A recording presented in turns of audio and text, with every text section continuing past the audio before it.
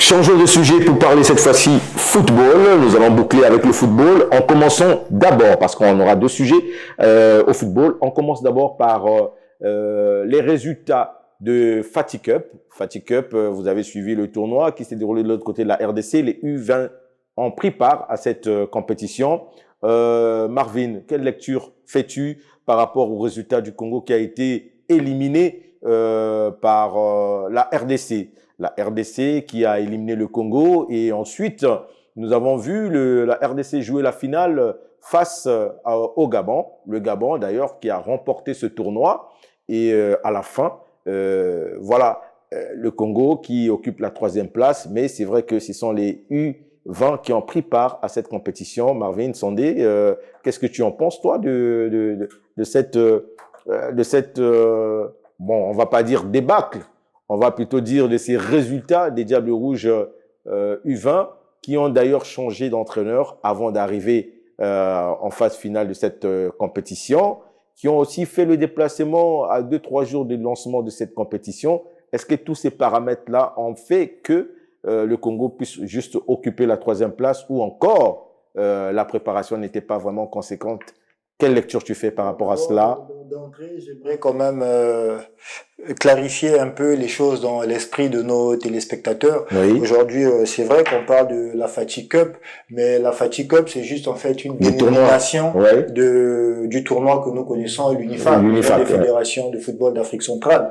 Ce qui s'est joué à Kinshasa, il y a eu 4 nations représentées, à savoir la RDC, le pays hôte, il y a eu le Gabon, le Congo et la Centrafrique.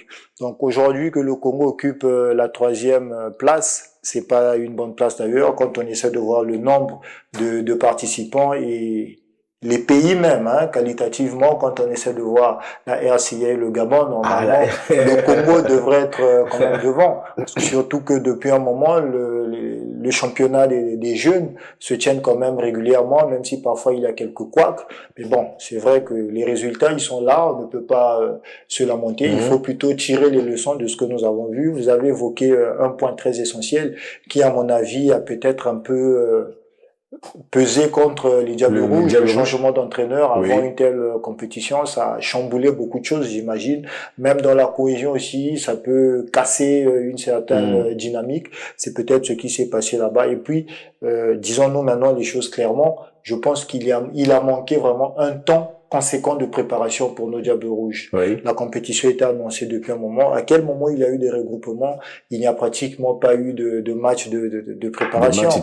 Des matchs tests, mais on n'a pas eu. Donc nous sommes allés, comme on dit, à la guerre comme à la guerre, avec l'esprit de Pierre de Coubertin, que j'ai l'habitude de décrier dans cette ère moderne de sport. On ne peut pas seulement aller à une compétition dans l'intention d'y prendre part, sans pour autant se focaliser sur les résultats, parce que en fait, l'élément dopant même, c'est celui-là. Quand vous allez à une compétition, c'est pour aller dans l'intention, en fait, de faire de bons résultats, des meilleurs résultats.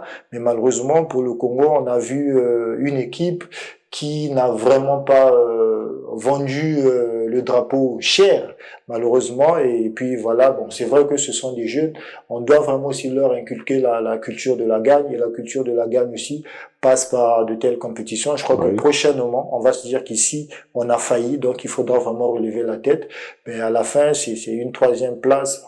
Pas vraiment honorable, mais au finish, on a pris part. Je crois que d'une manière ou d'une autre, ça a quand même été une expérience pour nos jeunes joueurs.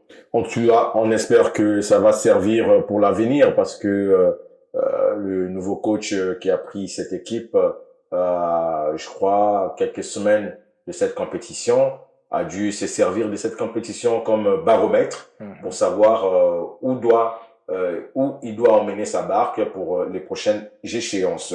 On reste toujours au football, mais on va parler tirage au sort de la Coupe du Monde 2026. Et vous savez très bien que le Congo ne devrait pas prendre part à ces tirages au sort, mais le gouvernement congolais, avec son chef d'État, le président Denis Sassou Nguesso, ont pris l'engagement de payer justement ce que le Congo doit à la FIFA par rapport à Monsieur Minier. C'est ce qui a fait que le Congo puisse avoir la possibilité de prendre part à ces tirages au sort de la Coupe du Monde 2026. Marvin, le groupe, c'est le groupe E, avec le Maroc, la Tanzanie. Ça montre déjà que c'est un groupe qui est aussi beaucoup relevé.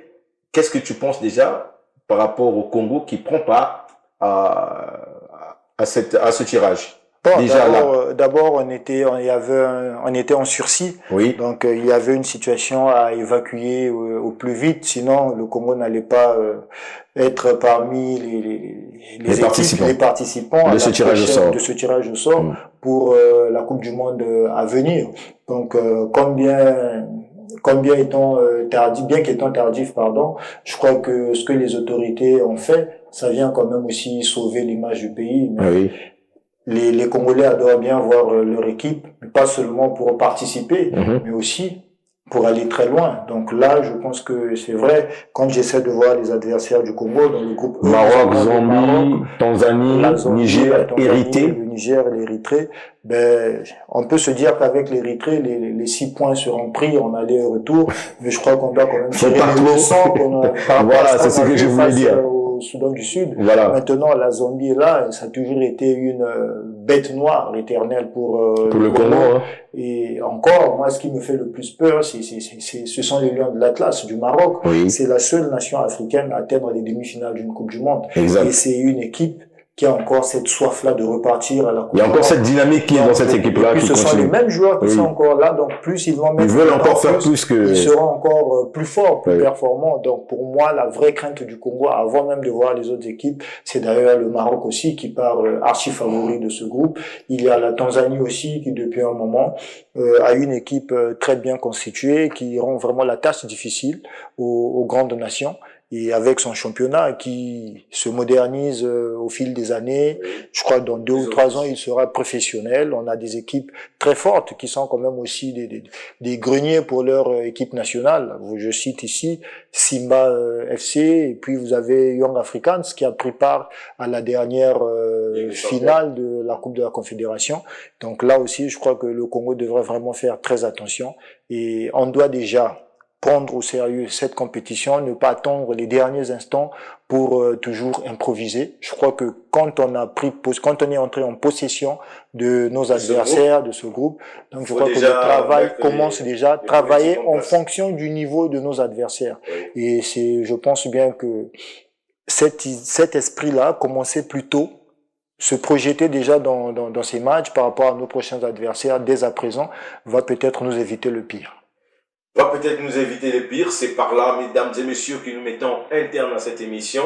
Merci Marvin pour ton expertise, et merci à nos téléspectateurs qui sont toujours au rendez-vous. On se revoit la semaine prochaine. Au revoir et bonne suite de programme avec Vox TV.